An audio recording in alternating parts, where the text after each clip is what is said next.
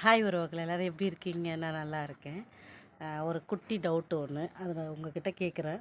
இந்த வீடியோவை ஃபுல்லாக பார்த்தீங்கன்னா ஷார்ட்ஸை மறக்காமல் கமெண்டில் பொறுமையாக பதில் சொல்லிட்டு போங்க. லைக் கூட வேண்டாம், ஐடியை ஃபாலோ கூட பண்ண வேண்டாம், கமெண்டையாச்சும் போட்டு போங்க, தெரிஞ்சுக்கலாம் ஜஸ்ட்டு. ஓகேவா?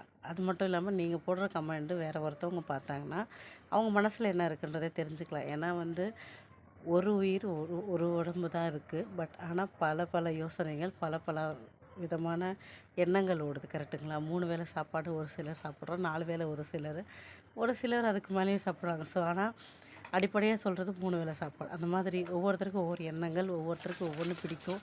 அந்த மாதிரி கமெண்ட்லேயும் அப்படி தான். நான் கேட்க வந்த கேள்விக்கு பதில் ஒவ்வொருத்தரும் ஒவ்வொரு மாதிரி சொல்லுவாங்க இல்லையா? அதனால் அதை மறக்காமல் ஃபஸ்ட்டு சொல்லிவிடுங்க. என்ன அப்படின்னா, ஒரு இடத்துல நம்மளால் பேச முடியலன்னு வச்சுக்கோங்களேன். அந்த இடத்துல நம்ம எப்படி சொல்கிறதுனா, நம்ம குமுறல் இருக்குது இல்லையா? அதை எப்படி வெளிப்படுத்துறது? அந்த இடத்துல ஆனால் காட்ட முடியவே முடியாது. அவங்கக்கிட்ட காட்டவே கூடாது. ஆனால் நம்மளால் முடியலையே, என்ன பண்ணுறது? அந்த இடத்துல வெளிப்படுத்திட்டு என்ன நடந்தாலும் அதோடைய இழப்பை நம்ம சந்திக்கணுமா?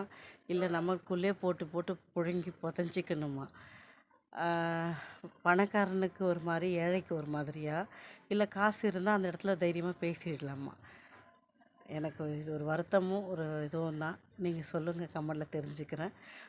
ஒருவேளை யாருக்காச்சும் இது எதனால் உங்களுக்கு இருக்குதுன்னு நீங்கள் கேட்டிங்கன்னா, கேட்குறவங்களுக்கு நான் அடுத்த வீடியோவில் பதில் கண்டிப்பாக சொல்கிறேன்.